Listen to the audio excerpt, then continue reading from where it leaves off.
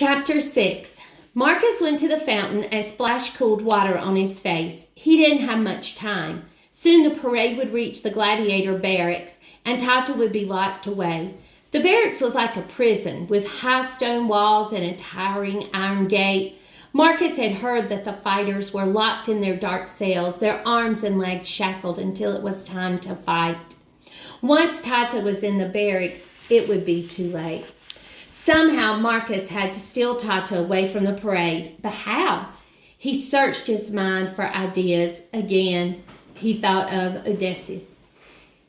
He wasn't the strongest man, but he was cunning. There had come a low point in the Trojan War when the Greek armies had Troy surrounded, but they could not break through the massive wall that encircled the city. Thousands of Trojan archers guarded the wall, ready to fire down on anyone who came close.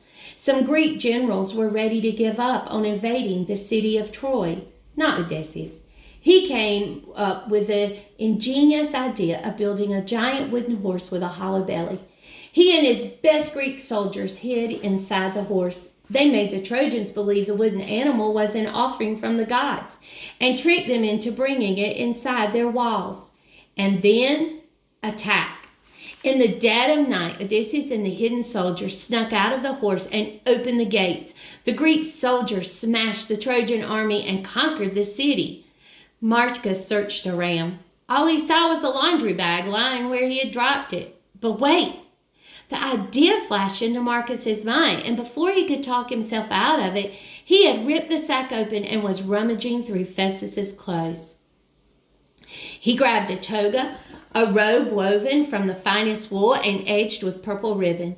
Marcus couldn't build himself a wooden horse, but he could hide in Festus's toga, disguise himself as an important Roman citizen. Marcus threw it around himself, covering his old tunic. The toga stank like rotten food, old wine, and Festus's sweat. Marcus fought back his nausea as he wrapped the endless stretch of fabric around his body, finally draping the loose end over his shoulder.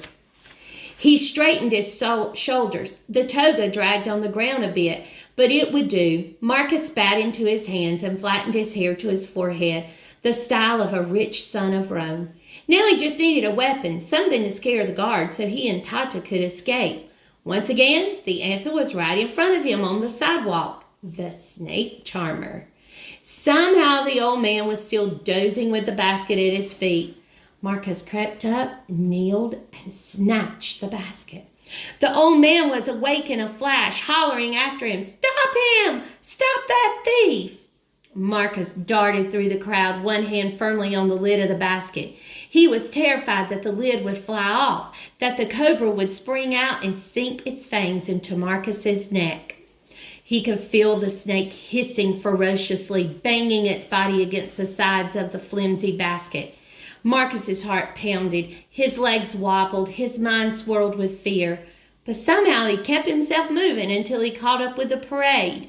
The music had stopped and the Lanista was unlocking the gates of the gladiator barracks.